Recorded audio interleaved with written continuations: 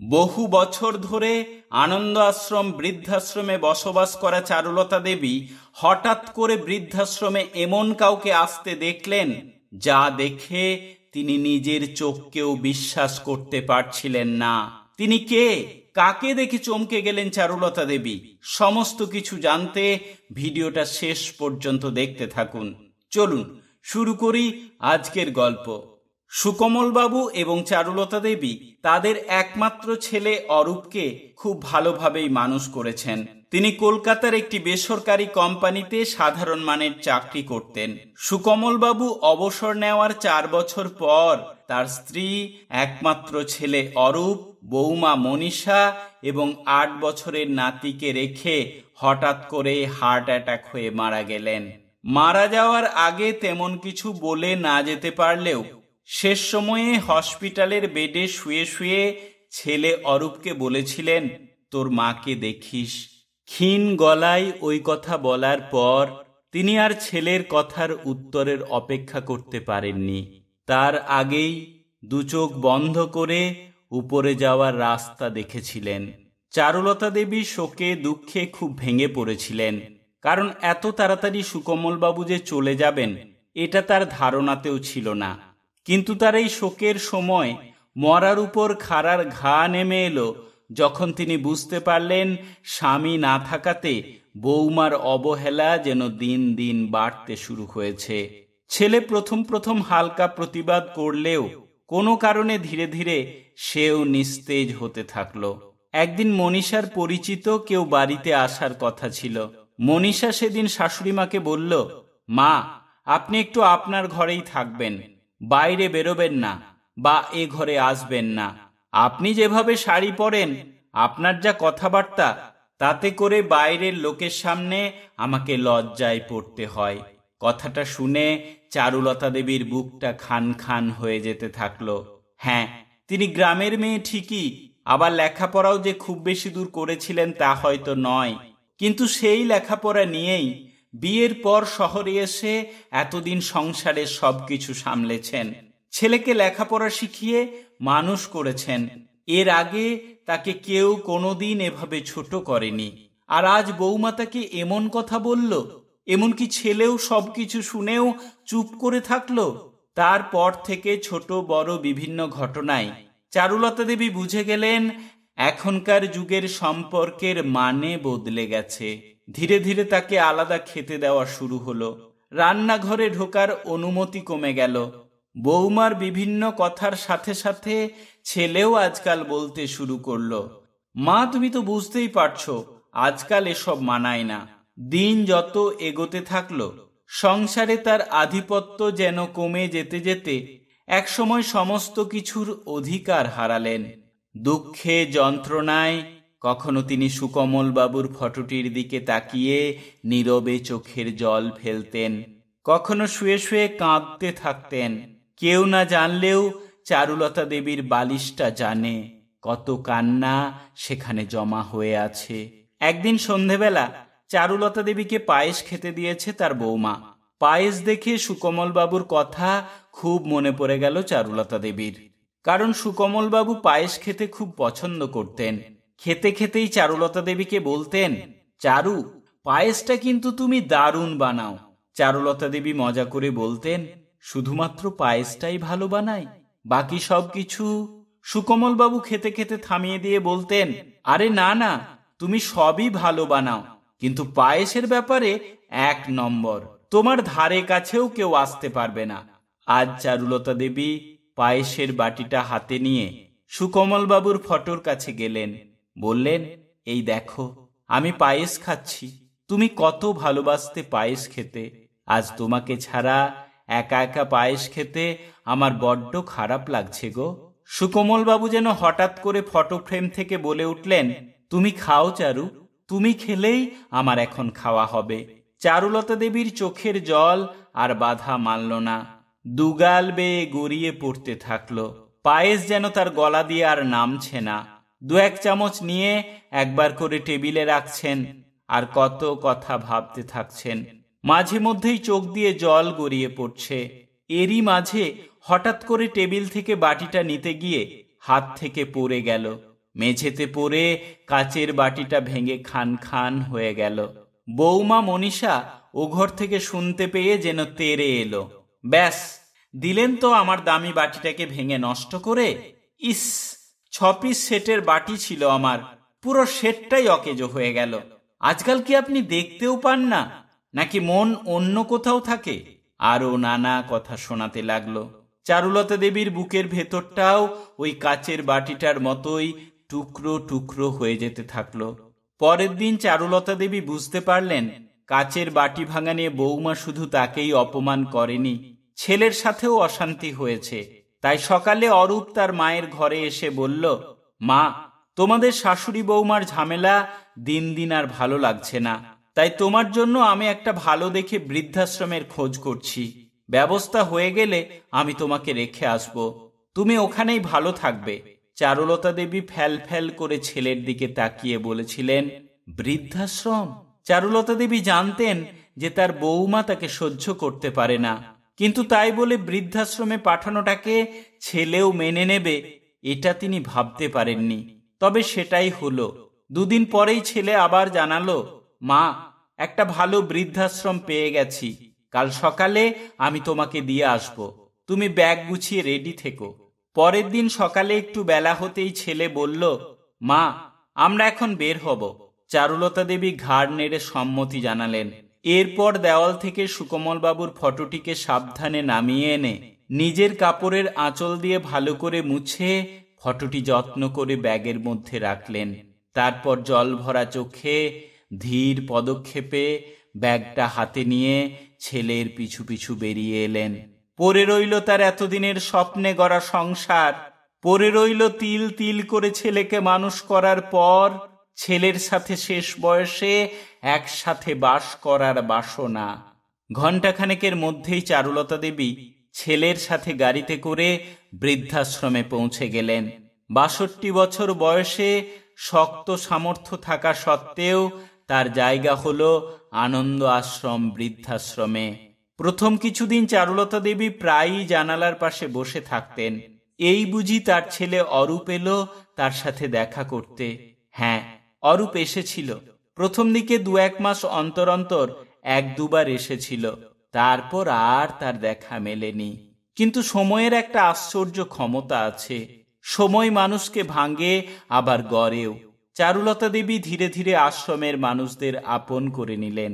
এক বৃদ্ধা বলতেন, তুমি ভালো থাকো মা, তোমার চেহারায় এখনো মায়ের ছায়া আছে, তোমার মধ্যে এখনো মায়া, মমতা, করুণা অন্যদের থেকে অনেক বেশি আছে।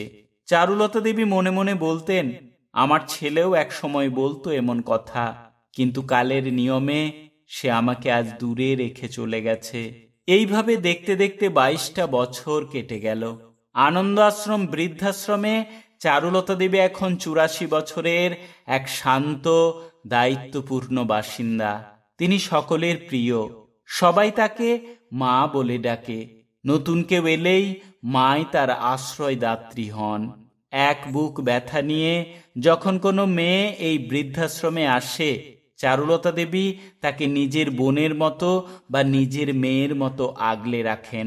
বৃদ্ধাশ্রমে ঢোকার সময় প্রত্যেকেই অনেক কষ্ট নিয়ে আসেন, কারণ প্রত্যেকেই তারা তাদের সংসারের জন্য, তাদের ছেলে মেয়েদের জন্য সারা জীবনটাকে উৎসর্গ করেছিলেন। সেই সময় তারা কোনোভাবেই বুঝতে পারেননি যে শেষ বয়সে ছেলে বউয়ের কাছে তারা মূল্যহীন হয়ে পড়বেন। অথচ তারা বৃদ্ধাশ্রমে না গিয়ে সংসারে ছেলে বউয়ের সাথে থাকার জন্য কত চেষ্টাই না করেছেন। এই বুড়ো বয়সে চেষ্টা করেছেন হাড়ভাঙা পরিশ্রম করতে, চেষ্টা করেছেন বৌমার সঙ্গে মানিয়ে চলতে, কিন্তু তারা হয়তো সেই পরীক্ষায় উত্তীর্ণ হতে পারেননি। তাই তো ব্যথা যন্ত্রণাকে বুকে নিয়ে ইচ্ছার বিরুদ্ধে হলেও আশ্রয় নিয়েছেন বৃদ্ধাশ্রমে। ভগ্ন হৃদয়ে ছেলে বউয়ের কাছে মান সম্মান হারিয়ে যখন এখানে এসে চিন্তায় পড়েছেন যে এখানে সম্পূর্ণ নতুন পরিবেশে নতুন মানুষজনের সাথে কিভাবে মানিয়ে নেবেন, তখনই তাদের সেই চিন্তার মুশকিল আসান হয়ে দেখা দেন চারুলতা দেবী। পরম স্নেহে এসে বলেন, আমি জানি রে, তোর মনের মধ্যে এই সময় কি চলছে। কারণ আমিও একদিন তোদের মতোই এখানে এসেছিলাম, কিন্তু এখন দেখ আমার কাছে সব কিছু যেন স্বাভাবিক হয়ে গেছে। আর কেন কষ্ট পাচ্ছিস, কেন কাঁদছিস সংসারের জন্য, নিজের ছেলে মেয়েদের জন্য? তারা কি এখন তোর কাছে আপন? না মা, একদমই নয়। তারা যদি আপন হতো তাহলে তোকে আমাকে শেষ বয়সে এই বৃদ্ধাশ্রমে এসে বাস করতে হতো না। কাঁদিস না, শান্ত হ। কয়েকদিন পেরিয়ে গেলেই বুঝতে পারবি সংসারে বৌমার কথার ঝাঁটা খাওয়ার চেয়ে বৃদ্ধাশ্রমে মাথা উঁচু করে বেঁচে থাকাটা অনেক ভালো, অনেক বেশি সম্মানের। চারুলতা দেবী এইভাবে নতুনদেরকে সান্ত্বনা দেন। কেউ কেউ থাকতে না পেরে চারুলতা দেবীর কথা শুনে হাউমাউ করে কাঁদতে শুরু করলে চারুলতা দেবী সন্তান স্নেহে তাদেরকে বুকে টেনে নেন। তারাও বুঝতে পারেন এই সম্পূর্ণ নতুন জায়গায় একজন নতুন মানুষ তার কষ্টটা বুঝতে পেরেছেন, তাকে বুকে টেনে নিয়েছেন। তাই তারা প্রত্যেকেই পরের দিনগুলোতে চারুলতা দেবীর এই সহমর্মিতার কথা মনে রাখতেন। তাই চারুলতা দেবী এখন সকলেরই খুব প্রিয় একজন মানুষ। একদিন সকাল 10টা নাগাদ একটা দামি গাড়ি এসে দাঁড়ালো বৃদ্ধাশ্রমের গেটে। একজন স্যুটবুট পরা যুবক তার মাকে গাড়ি থেকে নামিয়ে একটা ব্যাগ হাতে দিয়ে বলল, তুমি ভেতরে যাও মা, সব ব্যবস্থা করা আছে। মা ছেলের দিকে তাকিয়ে কাঁপা কাঁপা গলায় বললেন, তুই একবার যাবি না বাবা? ছেলে একটু রেগে বলল, মা আমি বললাম না আমার অফিসে আর্জেন্ট মিটিং আছে, তুমি যাও, গিয়ে নাম বলো, সব ব্যবস্থা করা আছে। এই বলে ছেলে আর না দাঁড়িয়ে গাড়িতে উঠে গাড়ি স্টার্ট দিয়ে বেরিয়ে গেল। বৃদ্ধা জলভরা চোখে সেই গাড়িটির দিকে এক দৃষ্টে তাকিয়েছিলেন। তখনই বৃদ্ধাশ্রমের কেয়ারটেকার ছেলেটি এসে বলল, আসুন মা, আপনার বোধহয় আজকে আসার কথা ছিল, তাই তো? এই বলে বৃদ্ধার সম্মতির অপেক্ষা না করে ব্যাগটি তার হাত থেকে নিয়ে এগিয়ে চললেন। তারপর ছোট্ট অফিস রুমে নামধাম মিলিয়ে নিয়ে বড় বারান্দায় গিয়ে হাঁক দিলেন, মা। চারুলতা দেবী ভেতর থেকেই বললেন, হ্যাঁ আসছি। তিনি ধীর পদক্ষেপে বারান্দায় আসতেই নবাগতা বৃদ্ধাকে দেখে চমকে উঠলেন। বললেন, বৌমা তুমি তুমি এখানে? মনীষা দেবীও শাশুড়ি মার দিকে তাকিয়ে চমকে উঠে বললেন, মা আপনি? আর কিছু বলার আগেই চারুলতা দেবী উত্তর দিলেন, হ্যাঁ বৌমা, আমি এখনো বেঁচে আছি। তবে আমার আপনজনেরা জানে না যে আমি এখন জীবিত না মৃত। যেমন তুমি জানতে না যে আমি এখনো বেঁচে আছি, আর থাকলে কোথায় আছি। তাই তো আমার ছেলের মারা যাওয়ার খবর আমাকে জানানোর প্রয়োজন মনে করনি। মনীষা দেবী বললেন, আমায় ক্ষমা করবেন মা। চারুলতা দেবী বললেন, ক্ষমা? ওসব থাক এখন। তারপর শান্ত গলায় বললেন, এসো বৌমা, ওই ঘরে আমার পাশের বেডটাই শুধু খালি আছে, সেখানেই তোমার থাকার ব্যবস্থা হবে। এবার আমরা আবার একসঙ্গে থাকব। মনীষার চোখের সামনে 22 বছর আগের ছবি ভেসে উঠল, যখন সে বলেছিল, মা আপনি আমাদের লাইফস্টাইলে মানানসই নন, একটু দূরে থাকলে ভালো হবে। চারুলতা দেবী সেদিন নীরবে বেরিয়ে এসেছিলেন। আজ তার সেই অহংকারী বৌমা ছেলে বউয়ের হাতে ধাক্কা খেয়ে বুঝতে পারল, তুমি যেমন দেবে তেমন তুমিও ফেরত পাবে। রাতে খাওয়ার পর চারুলতা দেবী চুপি চুপি বললেন, বৌমা মনে আছে তুমি বলেছিলে তুমি আর আমি এক ঘরে মানাই না? অথচ আজ দেখো, ভাগ্য আমাদের শুধু এক ঘরে নয়, পাশাপাশি বেডে থাকার ব্যবস্থা করে দিল। তবে এই ঘরে নেই রূপের অহংকার, নেই ক্ষমতার অহংকার, নেই ধন সম্পদের অহংকার। এখানে সমস্ত দাম্ভিকতা অহংকার চূর্ণ হয়ে গিয়ে সবাই এক হয়ে গেছে। মনীষার দু চোখে জল গড়িয়ে পড়ল। দিন কেটে যাচ্ছিল। মনীষা এখন ধীরে ধীরে এই নতুন জীবনে অভ্যস্ত হচ্ছিল। সে চারুলতা দেবীর দেখাশোনা করত, কখনো ওনার পা টিপে দিত, কখনো মাথা টিপে দিত। চারুলতা দেবী বৃদ্ধাশ্রমের অনেক কিছুর দায়িত্ব স্বেচ্ছায় নিজের হাতে নিয়েছিলেন। সেই সব কিছুতে মনীষাও তার পাশে থাকতে লাগলো। সংসারে এক সময় যে বৌমা শাশুড়ি মাকে হাত লাগাতে দিত না, আজ সেই শাশুড়ি মায়ের সাথে কাজ করে নিজেকে ধন্য মনে করতে লাগলো। একদিন রাতে চারুলতা দেবী হঠাৎ বললেন, তুমি আজকাল অনেক শান্ত হয়ে গেছো বৌমা। মনীষা বলল, মা এই বৃদ্ধাশ্রমের প্রতিটি দেওয়াল আমাকে শিক্ষা দিয়েছে। আমি আপনার থেকে যা পেয়েছি তা দিতে পারিনি। আমার অহংকার আমাকে অন্ধ করে রেখেছিল, কিন্তু এবার আমি চাই শেষ দিনগুলোতে আমি যেন আপনার পাশে থাকতে পারি, যেটা আগে হয়তো আমি কোনোদিন পারিনি। চারুলতা দেবী শান্ত গলায় বললেন, আজ আমার মনটা অনেকটা হালকা লাগছে বৌমা। বৌমা মনীষা এখন চারুলতা দেবীর খুব সেবা যত্ন করে, কিন্তু সময়ের চাকা ঘুরতে থাকে। তাই আরো কয়েক বছর পর বয়সের ভারে ভারাক্রান্ত হয়ে একদিন এই পৃথিবী থেকে চির বিদায় নিলেন চারুলতা দেবী। মনীষা কাঁদতে কাঁদতে বলল, মা, আমার ছেলে বৌমা যখন আমাকে দূরে ঠেলে দিল, তখন আপনি আমাকে আপন করে নিলেন। অথচ আপনার প্রতি একদিন কত অবিচারী করেছিলাম আমি। আজ সবকিছু ছেড়ে এসে আপনার ভরসাতেই বেঁচেছিলাম।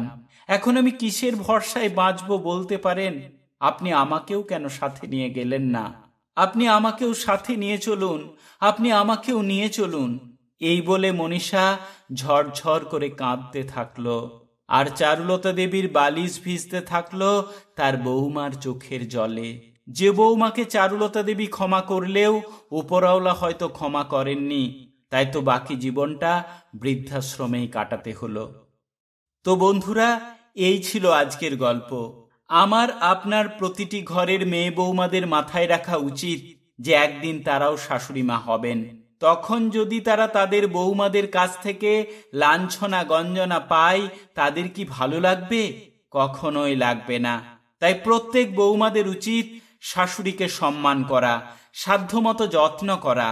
আর প্রত্যেক শাশুড়িমার উচিত বৌমাকে নিজের মেয়ের মতো করে কাছে টেনে নেওয়া, তার পাশে থাকা। তাহলেই আমাদের প্রতিটি সংসার সুখ শান্তিতে ভরে উঠবে। আপনিও কি তাই মনে করেন?